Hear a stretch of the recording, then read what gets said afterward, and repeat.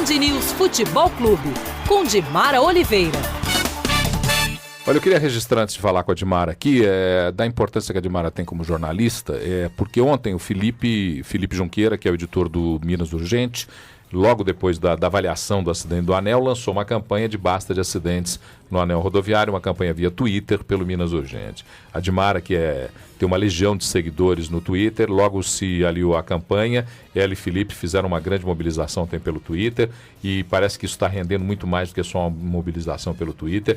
Então fazer aqui um elogio de público ao comportamento e à visão de jornalismo que tem essa excelente profissional Dimara Oliveira. Bom dia, tudo bem, Dimara? Bom dia, é o nosso compromisso, né, Paulo, com o social, com quem nos acompanha, com a comunidade, né, e o pessoal pode esperar que a grande mobilização que o Grupo Bandeirantes de Comunicação vai fazer a partir de hoje, e eu me sinto muito honrada de fazer parte dessa casa e de estar começando essa campanha. O pessoal pode ter certeza que alguma coisa a gente vai conseguir dessa vez. Com certeza. Faremos uma grande mobilização. O Grupo Bandeirantes de Comunicação fará uma grande mobilização exigindo a tomada de posições imediatas com relação à administração do anel rodoviário. Sem dúvida nenhuma. E o esporte com todo o apoio também. Falemos de futebol.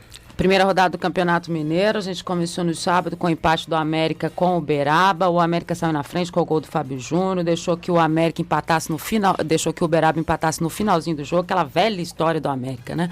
Começa bem, daí tem aquelas questões de posicionamento defensivo, o meio que não segura muito bem as situações.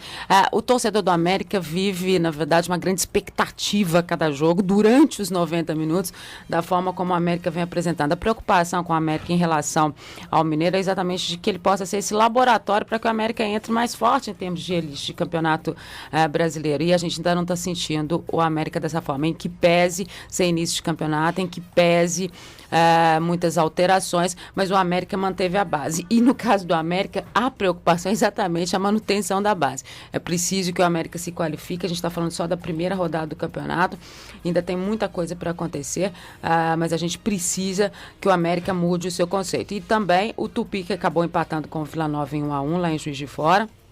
As equipes, na verdade, não apresentaram nenhuma variação efetiva que a gente possa destacar em termos de futebol. E, mais uma vez, né, a gente espera tanto dessas situações, né?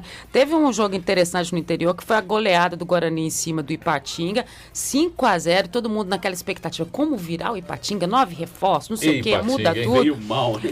E aí não teve surpresa nenhuma, né? Quer dizer, parabéns para o Guarani, lá de Divinópolis, mas a gente sabe que tecnicamente muita coisa ainda vai mudar no campeonato. O Guarani hoje é o líder da competição, exatamente pela goleada que aplicou, né? Cruzeiro e Atlético vem na sequência, que também venceram, mas a preocupação com o Ipatinga. Por que a preocupação? Porque é muito ruim a gente ver uma equipe que era efetivamente a terceira força de Minas, caiu para a quarta, caiu para a quinta e sei lá para onde é que está indo. Então, quer dizer, você perde uma referência em termos de mineiro e isso preocupa bastante. O Cruzeiro manteve a sua base, a gente já esperava, era uma equipe que ia começar efetivamente melhor no campeonato, fez 3-0 na Caldense. Caldense apresentou alguns pontos importantes, mas obviamente não conseguiu segurar essa ofensividade do Cruzeiro. Que se questione o pênalti a favor do Cruzeiro, que se questione o pênalti a favor do Atlético, mas ainda são equipes que continuam fazendo a diferença em relação ao pessoal do interior. No caso do Cruzeiro, há de se destacar a questão do Roger, que acabou não indo para o jogo, um problema no adutor, mas ficou muito clara a posição do Cruzeiro hoje. Pode haver efetivamente uma troca dele pelo Carlos Alberto. Isso que eu ia te perguntar.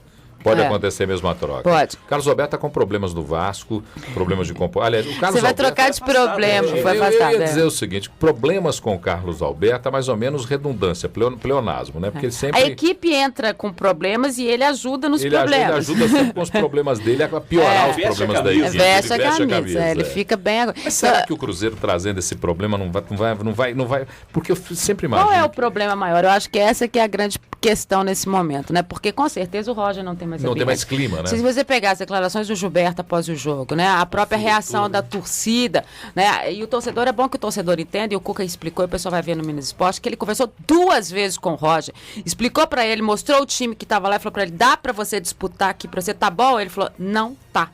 Então, não quer dizer...